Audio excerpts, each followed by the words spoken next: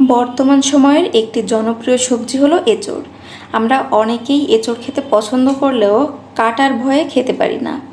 আজকে আমি আপনাদের সাথে একটি কার্যকরী টিপস শেয়ার করব, যেভাবে এঁচোড় কাটলে হাতে এবং বটিতে একদমই আঠা লাগবে না।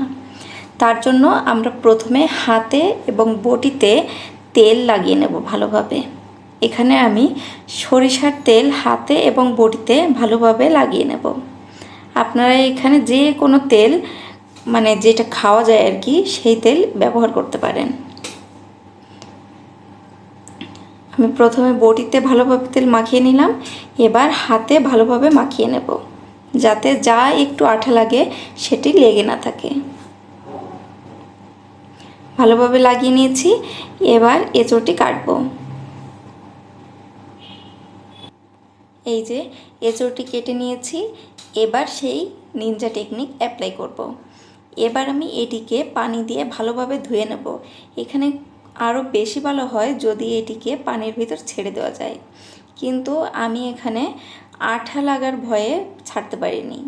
যারা গ্রামে থাকেন, খোলা জায়গায় থাকেন, তারা এটি খুব সহজেই করতে পারবেন, কিন্তু আমি আমার জায়গার অভাব বলেন আর পাত্রের অভাব বলেন, যাই বলেন আর কি, আমি ওভাবে করতে পারিনি। এজন্য এভাবে পানি দিয়ে ধুয়ে নিয়েছি। এটিকে আমি এখন বারবার পানি দিয়ে ধুয়ে নেব। এই যে ধুয়ে নিয়েছি, এবার এটিকে আমি কাটবো।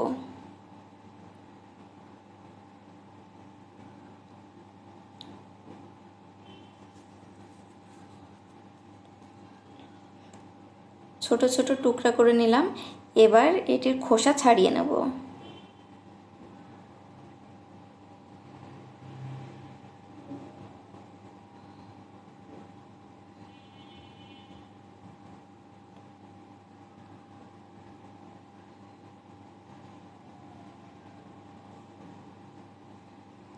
এই যে আমার কিন্তু এটি খোসা ছাড়ানো একদম কমপ্লিট।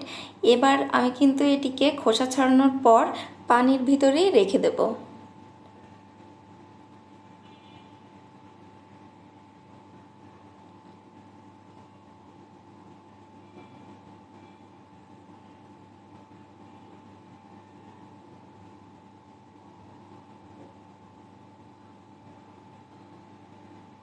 এই যে আমি আরও এক খণ্ড এঁচোড় কেটে নিয়েছি।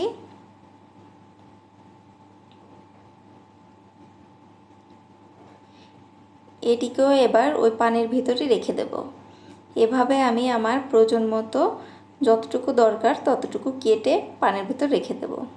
এই যে এবার পছন্দ মতো সাইজ করলেই কিন্তু একদম তৈরি। দেখুন আমার হাতে এবং বটিতে কিন্তু একদমই আঠা লাগেনি।